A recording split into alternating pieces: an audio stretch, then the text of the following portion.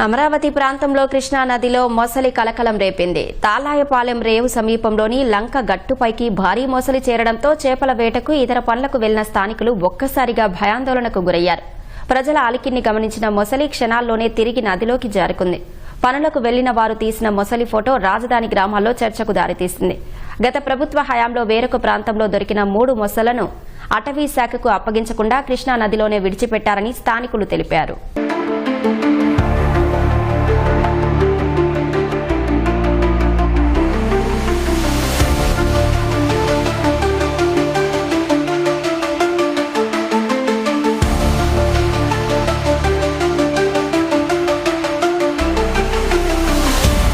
తాలాయపాలెం గంగరాజన్ అండి.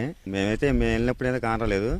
వాళ్ళకి బాస్ వాళ్ళ క్యారెట్ కాబడింది, ఫోటో తీశారండి. ఫోటోలు తీసి మాకు పంపించేశారు. ఉంటుంది దగ్గర 3 గంటల దాకా ఉండదండి. ఒకటేనండి. అంటే మరి బాగు చేయడానికి బయటపడింది ఏమో.